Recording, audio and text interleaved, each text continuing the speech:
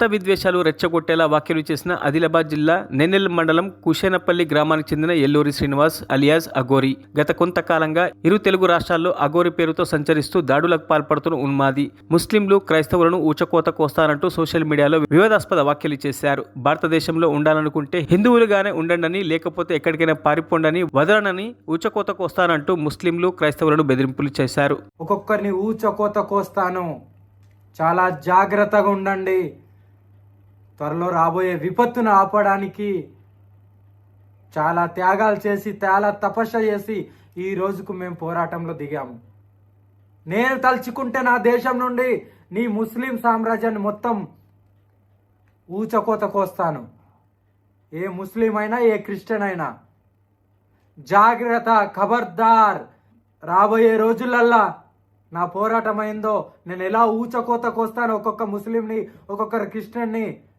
మీలాగా నేను మాటల దారిని కాదు, చేతల దారిని, చేతలు చేసి చూపిస్తాను. అందుకే నేను చెప్తున్నాను, ఇకనైనా జాగ్రత్త ముస్లింలారా.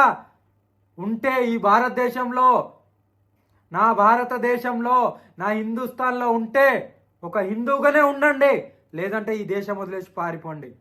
ఇక్కడ మీకు ఇక్కడ బతికే హక్కు లేదు.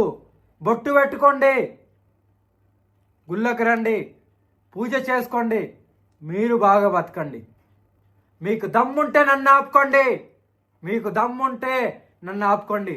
నన్ను ఆపాలంటే నేను నాది ఈ దేహాన్ని వదిలేసి, లేకుంటే నా ప్రాణం వెళ్ళితేనే కానీ నా పోరాటం ఆగదు. కానీ నేను ఎక్కడ ఆపను. ఒక్కొక్కరిని ఊచకోత కోస్తాను. ఒక్కొక్కడికి తలలు లేచిపోతాయి. చెప్తున్నాను, జాగ్రత్త ఉండండి. ఇప్పటికే ఎవరిని కూడా వదిలిపెట్టే సమస్య లేదు. నేను వస్తున్నాను, త్వరలో వచ్చి ఒక్కొక్కరి సంగతి చెప్పబోతున్నాను. ఒక్కొక్కరిని ఊచకోతగా వస్తా. ఈ కోసే బాధ్యత నాది. ఆ బాధ్యత నేను తీసుకున్నాను, నేను కంకణం కట్టుకున్నాను. ఏదో రాజ్యాంగం అంటున్నారు, నా దగ్గర రాజ్యాంగాలు, గీజ్యాంగాలు, చట్టాలు నడవై. మరిన్ని అప్డేట్స్ కోసం మా ఛానల్ని సబ్స్క్రైబ్ చేయండి.